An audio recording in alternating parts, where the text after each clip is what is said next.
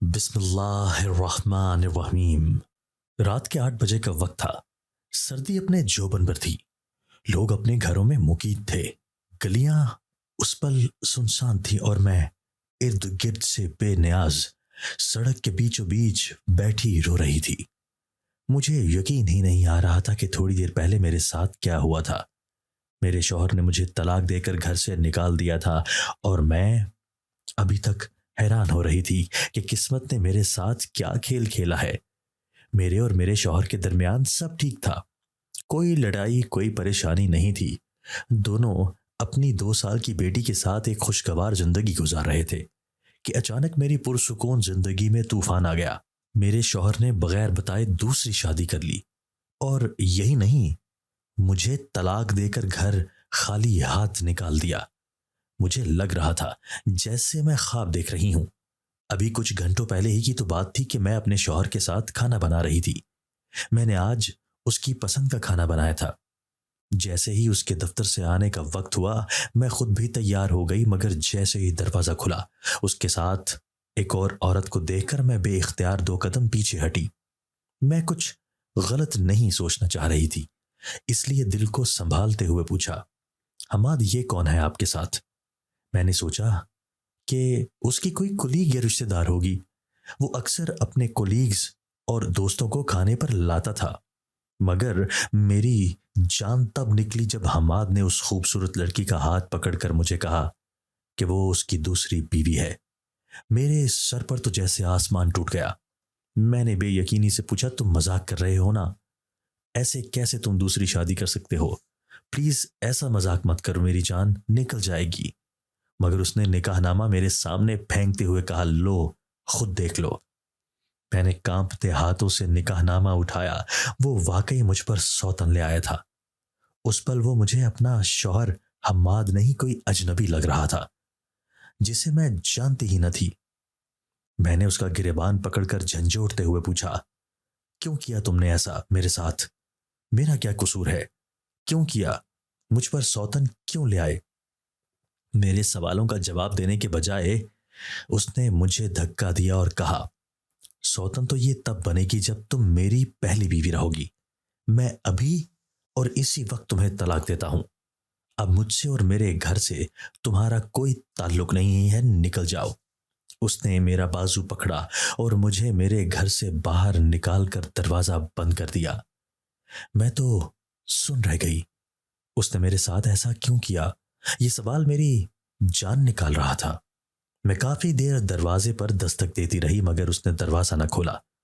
اس نے تو مجھے میری بیٹی بھی نہیں دی۔ ایسا بھلا کون کرتا ہے؟ بغیر کسی قصور کے اتنی بڑی سزا۔ میں چلاتی رہی کہ میری بیٹی تو میرے حوالے کر دو، مگر اس نے وہ بھی نہ دی۔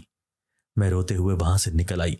اس پل مجھے کچھ سمجھ نہیں آ رہی تھی، اس لیے میں سڑک کے بیچوں بیچ بیٹھ کر رونے لگی کہ اب میں کیا کروں گی اور کہاں جاؤں گی؟ میرا تو کوئی والی وارث بھی نہیں ہے۔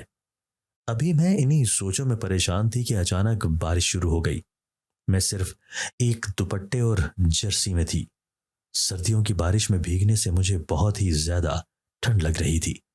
دور دور تک کوئی نہیں تھا جو میری مدد کو آتا، مگر پھر خدا نے میری سن لی۔ کسی نے میرے سر پر چھتری تانی تو میں چونک گئی۔ ایک بوڑھا شخص میرے سر پر چھتری لیے خود بارش میں بھیگ رہا تھا۔ وہ میرے باپ کی عمر کا تھا۔ پوچھنے لگا کہ اس تیز بارش میں یہاں کیا کر رہی ہو؟ میں رونے لگی اور بولی، میرے پاس کوئی ٹھکانہ نہیں، کوئی آسرا نہیں، میں کہاں جاؤں؟ وہ کہنے لگا، اچھا رو نہیں تم، میرے ساتھ میرے گھر چلو، میرے گھر پر رات گزار لو اور صبح جدھر مرضی چلی جانا۔ اس وقت ایک وقتی سہارا بھی بہت تھا۔ میں اس کے ساتھ اس کے گھر چلی آئی، جو وہاں سے کافی دور ایک بستی میں تھا، جہاں آس پاس اتنے گھر نہیں تھے۔ ایک پل کو میں ڈر گئی کہ میں کسی انجان شخص پر بھروسہ کر کے یہاں تک چلی آئی ہوں، اگر میرے ساتھ کچھ غلط ہو گیا تو؟ مگر اس آدمی نے ایک بار بھی مجھے پلٹ کر نہیں دیکھا تھا، جس سے مجھے لگا کہ وہ ایک اچھا آدمی ہے۔ میں اس بوڑھے آدمی کے ساتھ اس کے گھر چلی آئی۔ اس نے مجھے سب سے پہلے کچھ کپڑے دیے اور کہا، یہ میری مرحومہ بیوی کے کپڑے ہیں، تبدیل کر لو جب تک میں تمہارے لیے چائے لاتا ہوں۔ معلوم ہوتا ہے کافی دکھوں کی ماری ہو۔ थोड़ी देर बाद वो मेरे लिए चाय और बिस्किट लेकर आ गया। मुझे उस पल अपनी बेटी की याद आई और मैं रोने लगी। वो कहने लगा, अगर तुम चाहो तो मुझे अपनी कहानी सुनाकर अपने दिल का बोझ हल्का कर सकती हो। मुझे भी उस वक्त किसी की जरूरत थी जिससे मैं अपने दिल का बोझ हल्का कर सकती। मैंने उस बूढ़े आदमी को अपनी कहानी सुनानी शुरू की। मेरा नाम राहिमा है और मैं अपने वालिदैन की तीसरी बेटी हूं। मेरे वालिदैन का शुमार उन लोगों में होता है जो बेटा पैदा करने की आस में बेटियों की लाइन लगा देते हैं। हमारे घर में भी बेटे की ख्वाहिश में 5 बेटियों की लाइन लगा दी गई थी। बेटियां बोझ नहीं होती, मगर जहां कमाने वाला एक और खाने वाले बेशुमार हों वहीं बोझ ही लगती हैं। अब्बा को अपना बेटा मिल गया था तो सारी कमाई उसी के नाज नखरे उठाने में खर्च हो जाती थी। उसके खाने पीने के चक्कर में हम बहनों को अक्सर भूखा सोना पड़ता था। मेरी बड़ी 2 बहनें तो सब्र शुक्र वाली थी, मगर मैं उनमें से नहीं थी। मुझे अब्बा का रवैया बहुत बुरा लगता था और मैं उनके सामने बोल भी देती थी। बड़ी बहन 16 साल की हो गई थी जब अचानक एक दिन अब्बा ने घर आकर कहा कि मैंने इसकी शादी अपने एक दोस्त से तय कर दी है। बदले में उस आदमी ने अब्बा को पूरे 30,000 रुपए दिए थे।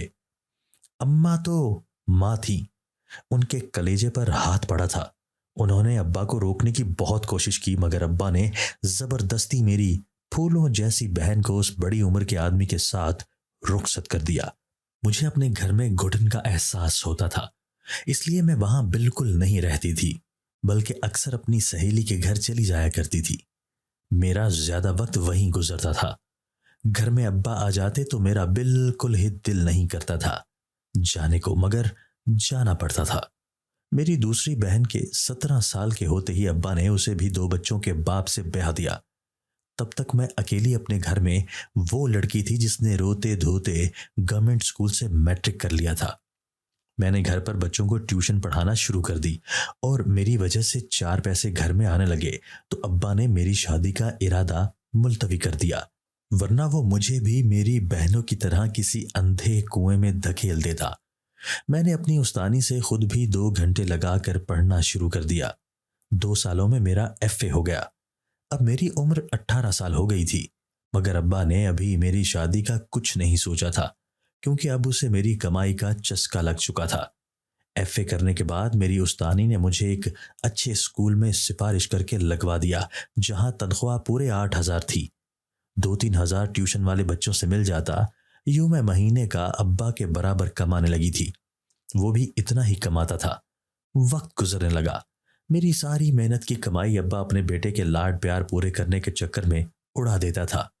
मुझे सभी कहते थे कि अपनी सारी कमाई बाप के हाथ पर ना रखा कर, बल्कि अपना जहेज बनाने के लिए पैसे जोड़ा करो। मगर मैं क्या बताती कि पैसे घर आते ही अब्बा के हाथों में चले जाते थे और मुझे 1 रुपया भी नहीं मिल पाता।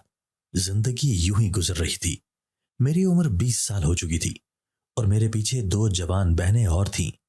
अब्बा मुझसे छोटी 18 साला मदीहा का रिश्ता ढूंढ रहा था। उस मौका पर मैंने सोचा कि मैं अपनी बहन की जिंदगी बर्बाद नहीं होने दूंगी। स्कूल में एक कुलीग अपने भाई का रिश्ता ढूंढ रही थी। उसे जहेज से कुछ मतलब नहीं था, बस लड़की नेक होनी चाहिए।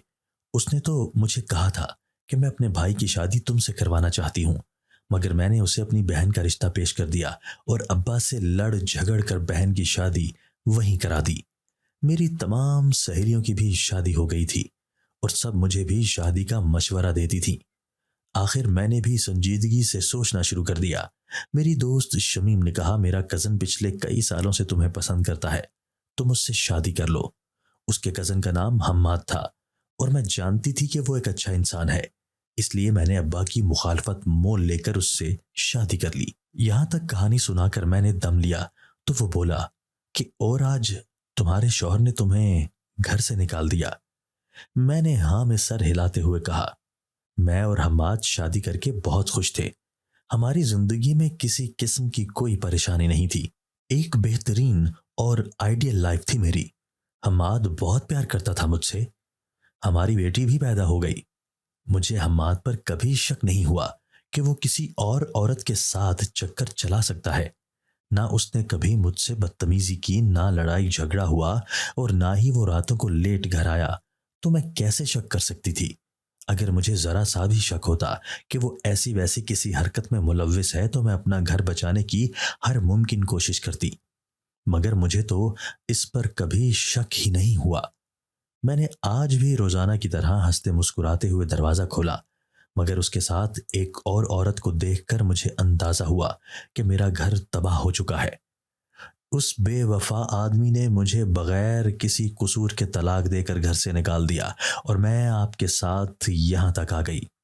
میں اپنے ماں باپ کے گھر میں نہیں جا سکتی، کیونکہ میرا باپ مجھے رکھے گا ہی نہیں۔ اگر اس نے رکھ بھی لیا تو پیسوں کے لالچ میں پھر سے کسی کے ساتھ میری شادی کروا دے گا۔ آپ کا بہت شکریہ جو مجھے پناہ دی۔ اپنی کہانی سنا کر میں نے پوچھا، آپ کی بیوی اور بچے؟ وہ کہنے لگا، میری بیوی شادی کے کچھ سالوں بعد ہی فوت ہو گئی، پھر میں نے دوبارہ شادی نہیں کی، اولاد کوئی تھی ہی نہیں۔ ابھی کام سے گھر واپس آ رہا تھا کہ تمہیں راستے میں بھیگتے ہوئے دیکھا تو یہاں لے آیا۔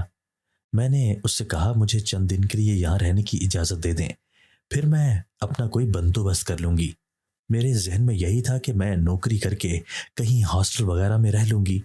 وہ آدمی بولا، تم جب تک چاہو یہاں رہ لو، میں کہیں اور رہ لوں گا، تم اپنی عدت پوری کرنا چاہو تو یہیں کر لینا۔ وہ جانے کیوں مجھ پر اتنا مہربان ہو رہا تھا۔ اس نے اپنی چارپائی گھر کے ساتھ کھلے میدان میں لگا لی تاکہ میں گھر میں خود کو محفوظ سمجھوں۔ میں اس کے اس قدر احساس کرنے سے عجیب سی الجھن اور شرمندگی میں مبتلا ہو گئی تھی، اور تھوڑا شک بھی ہوا کہ آخر وہ میرے ساتھ اتنا اچھا بن رہا ہے تو اس کا کوئی مقصد بھی تو ہوگا۔ مگر ابھی کے لیے مجھے سر چھپانے کا آسرا مل گیا تھا۔ میرے لیے یہی بہت تھا۔ سوچنے کو بھی بڑے دن تھے۔ میں نے وہیں اس بوڑھے کے گھر پر رہنا شروع کر دیا۔ اس نے مجھے گھر کا کافی سارا راشن لا دیا۔ میں ناشتہ تیار کر کے دروازہ کھول کر اس کو آواز لگاتی اور وہ باہر سے ہی ناشتہ کر کے چلا جاتا۔ اس کے بعد مجھے نہیں پتا ہوتا تھا کہ اس کا سارا دن کہاں اور کیسے گزرتا ہے۔ محلے کی ایک عورت ایک دن میرے پاس آئی اور پوچھنے لگی کہ میں کون ہوں اور یہاں کیا کر رہی ہوں۔ میں نے اس سے جھوٹ کہا کہ میں اس بوڑھے کی رشتہ دار ہوں، عدت پوری کرنے آئی ہوں۔ اس نے بوڑھے کے ذکر پر منہ بنا لیا اور کہا، لگتا تو نہیں تم اس بوڑھے کی رشتہ دار ہو، وہ تو جادوگر ہے، اور تم تو اتنی نیک لگ رہی ہو، اس کی رشتہ دار کیسے ہو سکتی ہو؟ اس عورت سے بات کرنے سے اندازہ ہوا کہ وہ سب محلے والے اس بوڑھے آدمی جس کا نام فیض تھا، اس کے عجیب و غریب سے رویے کی وجہ سے اسے کالا جادو کرنے والا سمجھتے تھے۔ میں نے اس بات کو محض ایک افواہ جانا، کیونکہ میرے ساتھ اب تک اس نے صرف اچھا کیا تھا۔ اس دن کے بعد سے وہ گھر بھی نہیں آیا تھا تاکہ میں سکون سے اپنی عدت مکمل کر لوں۔ ایسا کون کرتا ہے آج کے زمانے میں؟ وہ عورت کہنے لگی، یہاں سے چلی جاؤ تو اچھی رہو گی۔ ہمارا کام تھا سمجھانا، اب آگے تمہاری مرضی۔ ایک بار تو میں بھی شک میں پڑ گئی اور اس کے گھر کی مکمل تلاشی لے ڈالی، مگر کچھ بھی ایسا ثبوت نہیں ملا کہ جس سے مجھے لگتا کہ وہ جادو کرتا ہوگا۔ یہ محلے والے بھی نہ ایک دوسرے پر کیسے کیسے بہتان لگا دیتے ہیں۔ مجھے اس عورت پر بہت غصہ آیا جو جھوٹا الزام لگا گئی تھی۔ میں نے اگلے دن اس عورت کو منع کر دیا کہ اب وہ مجھ سے ملنے یا بات کرنے کی کوشش نہ کرے۔ کچھ دنوں سے مجھے میری بیٹی بہت یاد آ رہی تھی۔ میں اسے روز خواب میں روتے ہوئے دیکھتی تھی۔ میرا دل کافی دنوں سے بہت بے چین ہو رہا تھا۔ میں عدت میں تھی اور گھر سے نکلنا کافی مشکل تھا، مگر میں دل کے ہاتھوں بے چین ہو کر گھر سے نقاب کر کے نکل آئی۔ مجھے ہر صورت اپنی بیٹی سے ملنا تھا۔ میں اپنے شوہر کے گھر گئی اور دروازے پر دستک دی۔ اس کی بیوی نے دروازہ کھولا۔ میں نے اسے دھکا دے کر پیچھے کیا اور سیدھا اپنی بیٹی کے کمرے میں گئی۔ وہ مجھے باہر نکالنے لگی۔ میں نے فیصلہ کر لیا کہ میں اپنی بیٹی کو ساتھ لے جاؤں گی، مگر اسی وقت میرا سابقہ شوہر گھر آ گیا اور اس نے بچی مجھ سے چھین لی۔ مجھ سے کہنے لگا کہ میں اپنی بیٹی تمہیں کبھی نہیں دوں گا۔ میں روتے ہوئے اس کے گھر سے نکلی۔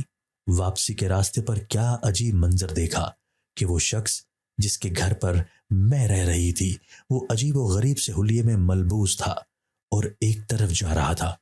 اس کا حلیہ سادھوؤں کی طرح تھا، گلے میں مالا پہنی ہوئی تھی۔ میں نے اس کا نام پکارا اور اس کے پیچھے بھاگی، لیکن جب اس کے قریب پہنچ کر دیکھا تو وہ کوئی اور شخص تھا۔ میں نے شکر کیا کہ یہ فیض نہیں تھا، ورنہ میں تو ڈر ہی گئی تھی کہ کیا وہ محلے والی عورت سچ کہہ رہی تھی کہ وہ ایک جادوگر ہے، لیکن وہ فیض نہیں تھا۔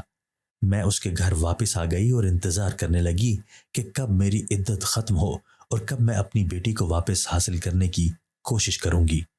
ابھی میری عدت ختم ہونے میں ایک ہفتہ باقی رہ گیا تھا کہ فیض نے ایک عجیب بات مجھ سے کر دی، جسے سن کر میں دنگ رہ گئی۔ کہنے لگا، میں تم سے تمہاری عدت ختم ہونے کے بعد شادی کرنا چاہتا ہوں۔ میں تو اس کا مطالبہ سن کر سناٹے میں آ گئی۔ مجھے امید نہیں تھی کہ وہ ایسا کچھ مطالبہ کرے گا۔ میں نے اس کو جواب دیے بغیر دروازہ بند کر دیا۔ وہ کہنے لگا، تم اچھی طرح سے سوچ لو، میں تمہارے ساتھ زبردستی نہیں کرنا چاہتا۔ تمہیں ایک سہارے کی ضرورت ہے۔ میں تمہیں تمہاری بیٹی واپس دلانے میں بھی مدد کروں گا۔ میری نیت کو غلط نہ سمجھو۔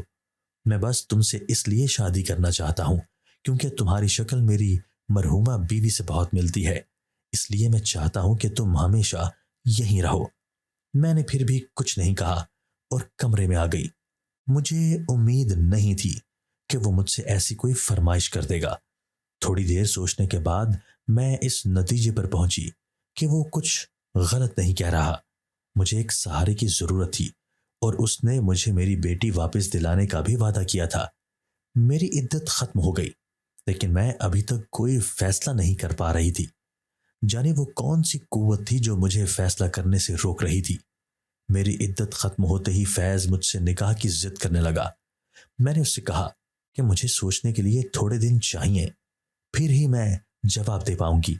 میں فیض سے شادی کرنے کے بارے میں سنجیدگی سے سوچنے لگی، کیونکہ میرا شوہر تو اپنی زندگی میں آگے بڑھ گیا تھا، پھر میں کیوں اپنی زندگی خراب کر لیتی۔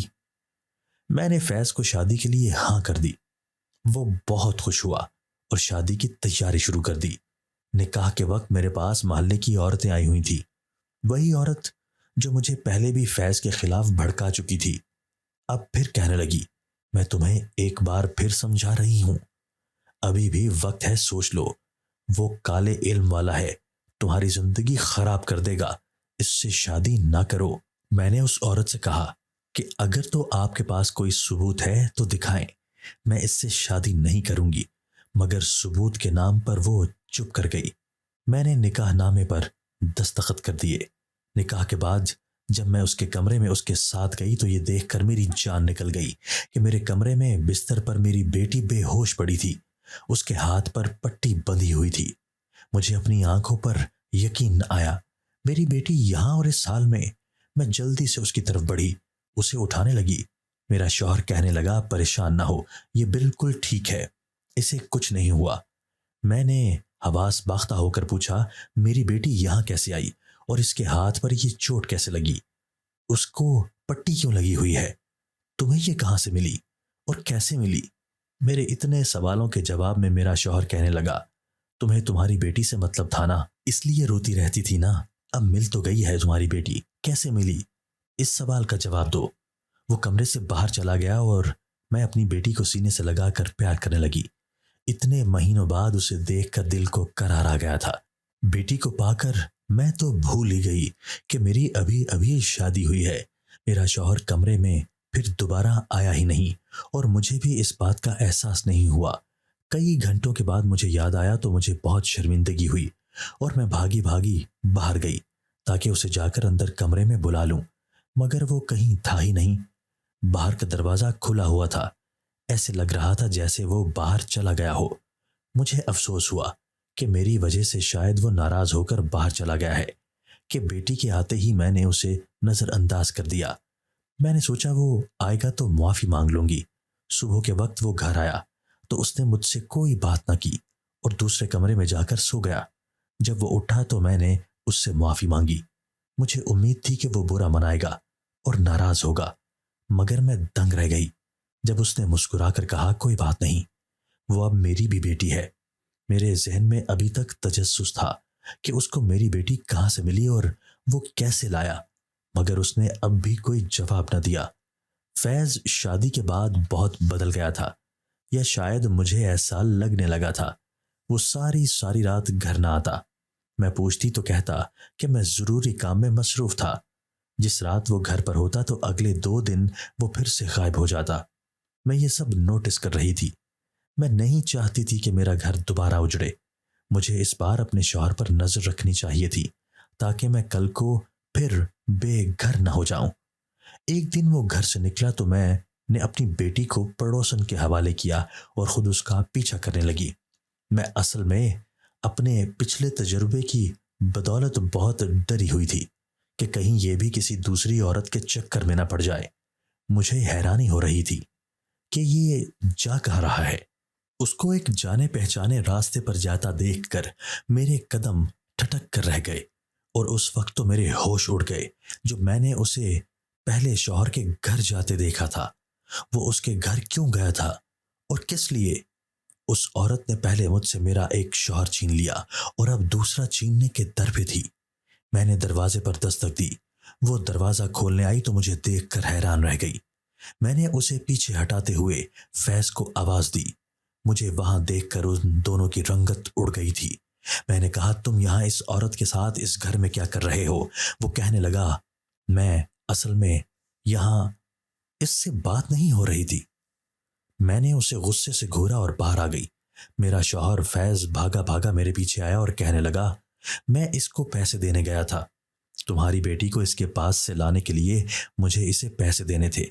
کچھ پیسے پہلے دیے تھے اور باقی آج دینے گیا تھا۔ وہ عورت پیسوں کی لالچی ہے۔ اس نے پیسے لے کر ہی تمہاری بیٹی مجھے سونپی ہے۔ میں اس کو پیسے دینے گیا تھا۔ میں یہ سچائی سن کر جانے کیوں یقین نہ کر پائی، کیونکہ اس کے علاوہ اور کوئی بات نہیں ہو سکتی تھی۔ میں نے کہا، ٹھیک ہے، تمہاری بات کا یقین کر رہی ہوں، مگر آج کے بعد اس عورت کے نزدیک سے بھی نہ گزرنا۔ مجھے سخت نفرت ہے اس عورت سے۔ میرے شوہر نے سکون کا سانس لیا، مگر میری قسمت میں سکون کا سانس نہیں تھا، کیونکہ کچھ دنوں بعد میرا اپنی دوست کے گھر جانا ہوا جو اسی علاقے میں تھا۔ کہنے لگی، تمہارا گھر ٹوٹنے کا بہت افسوس ہوا۔ سب کہتے ہیں اس لڑکی نے کالا جادو کروا کر تمہارے شوہر کا دماغ پلٹ دیا تھا، اسی لیے اس نے اس سے شادی کر لی اور تمہیں طلاق دے دی۔ اس لڑکی سے بچ کر رہو۔ اچھا کیا کہ اپنی بیٹی کو اس کے گھر سے تم لے آئی، ورنہ وہ تو اسے بھی جادو کروا کے مروا دیتی۔ اتنے خطرناک حقائق جان کر میں نے شکر کیا کہ فیض بر وقت میری بیٹی کو وہاں سے لے آیا۔ اب مجھے سمجھ آ رہا تھا کہ میرے سابقہ شوہر حماد کو کیا ہوا تھا۔ اس نے ایک دم مجھے کیوں چھوڑ دیا؟ یقیناً اس وقت اس کا دماغ قابو میں نہیں ہوگا۔ مجھے اس لڑکی پر بہت غصہ آیا۔ میری دوست کہنے لگی، سنا ہے اب بھی کسی فقیر کے پاس جاتی ہے اور شوہر کو مٹھی میں رکھنے کی تعویذ لیتی ہے۔ بڑی خطرناک قسم کی عورت ہے۔ محلے میں سے کوئی بھی اب حماد کے گھر نہیں جاتا۔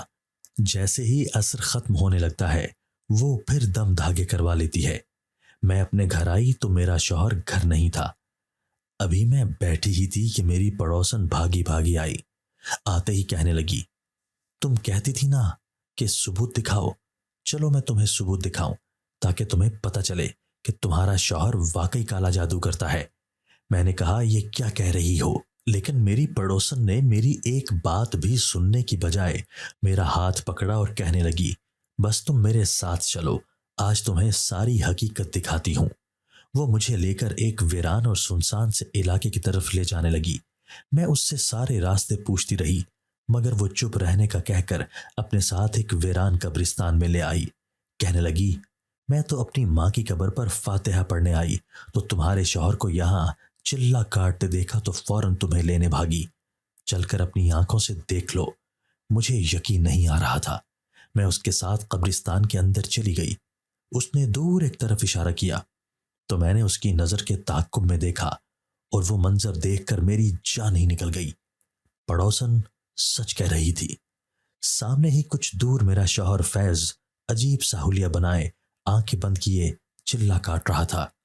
اس کے آگے بہت کچھ پڑا تھا جس پر وہ پھونکے مار رہا تھا۔ میرے ہوش اڑ گئے کہ کیا یہ واقعی ایک عامل ہے، ایک ساحر؟ میں نے ایک جادوگر سے شادی کی تھی۔ میں نے اسی وقت اس کے سر پر پہنچ کر اس کے آگے سارا سامان ٹھوکر مار کر دور کر دیا۔ اس نے آنکھیں کھولی اور مجھے سامنے دیکھ کر گھبرا گیا۔ وہ مکر بھی نہیں سکتا تھا۔ کیونکہ میں نے سب کچھ اپنی آنکھوں سے دیکھ لیا تھا۔ میں نے اس کو نفرت سے دیکھتے ہوئے کہا، محلے والے کہتے رہے کہ تم عامل ہو، کالا جادو کرتے ہو، مگر میں نے کسی پر بھی یقین نہیں کیا، تم پر یقین کیا اور تم سے شادی کی۔ بہت بڑی غلطی کر دی میں نے۔ وہ کہنے لگا، میں نے جو بھی کیا تمہیں پانے کے لیے کیا، تمہاری طلاق بھی میں نے کروائی تھی۔ وہ لڑکی تمہارے شوہر کو پسند کرتی تھی، اس لیے تم دونوں میں دوریاں پیدا کرنے کے لیے اس نے میری خدمات لیں۔ وہ میرے پاس تم دونوں کی تصویریں لے کر آئی تھی۔ تمہاری تصویر دیکھتے ہی میں چونک گیا۔ تمہاری شکل ہو بہو اس لڑکی سے ملتی تھی جس سے میں جوانی میں محبت کیا کرتا تھا۔ میں نے سوچا کہ تمہاری طلاق تو ویسے بھی ہونی ہی ہے، تو کیوں نہ میں تمہیں اپنی بیوی بنا لوں۔ تمہیں دیکھ کر میری جوانی کی محبت جاگ اٹھی تھی۔ جس دن تمہیں طلاق ہوئی اس دن میں باقاعدہ پلاننگ کے ساتھ تمہیں پناہ دینے کے بہانے اپنے گھر لے آیا اور تم سے شادی کی۔ تمہاری بچی بھی تمہیں دے دی کہ اس کے بہانے ہی صحیح تمہارے دل میں میرے لیے محبت پیدا ہو جائے گی۔ وہ لڑکی جس نے تمہارے شوہر پر جادو کرایا وہ میری ریگولر کسٹمر ہے۔ اس دن اس کے گھر میں تعویذ دینے ہی گیا تھا کہ تم آ گئیں۔ اس دن کام نہ ہو سکا تو میں آج چلہ کاٹ رہا ہوں۔ میں اس کالے علم سے ہی کماتا ہوں، میرے پاس کمائی کا کوئی اور ذریعہ نہیں ہے۔ یہ سب سن کر مجھے خود سے کراہت محسوس ہوئی کہ میں نے ایک کالے جادو کے عامل سے شادی کر لی۔ وہ میرے ہاتھ جوڑنے لگا کہ مجھے چھوڑ کر نہ جاؤ، تمہارے لیے بہت کچھ کیا ہے، اب بھی کروں گا، چھوڑ کر مت جاؤ۔ مگر میں ایسے شخص کے ساتھ کیسے رہ سکتی تھی؟ میں بیٹی کو لے کر اپنے دوست کے گھر آ گئی۔ میری دوست نے میرے کہنے پر حماد کو دم والا پانی بھیجنا شروع کر دیا، جسے پی کر اس پر سے جادو کے اثرات آہستہ آہستہ ختم ہونے لگے۔ ایک دن وہ مکمل ہوش میں آ گیا اور اسے اپنی بیوی کی ساری سچائی معلوم ہو گئی۔ اس نے اسے طلاق دے کر گھر سے نکال دیا، مجھ سے معافی مانگی اور دوبارہ نکاح کی درخواست کی، جو میں نے قبول کر لی۔ ہماری زندگی کو تباہ کرنے کی سازش کچھ عرصے کے لیے کامیاب ضرور ہوئی تھی، مگر اب آزمائش ختم ہو چکی تھی اور زندگی میں سکون تھا۔ ان لوگوں کا انجام میں نے خدا پر چھوڑ دیا، کیونکہ ایسے لوگ جب پکڑ میں آتے ہیں تو عبرتناک مثال بن جاتے ہیں۔ جلد ہی ان کو بھی اپنے کیے کی سزا ضرور ملتی ہے۔ دوستو، اگر آپ کو آج کی ہماری یہ ویڈیو پسند آئی ہے تو اسے لائک کیجئے اور اسے اپنے پیاروں کے ساتھ شیئر ضرور کیجئے گا۔ اور ہاں، اگر آپ نے ابھی تک ہمارا چینل سبسکرائب نہیں کیا تو ہمارا چینل سبسکرائب کر دیجئے اور بیل آئیکن بھی پریس کر دیجئے تاکہ ہماری ہر نئی آنے والی ویڈیو آپ کو بر وقت مل سکے۔ اللہ حافظ۔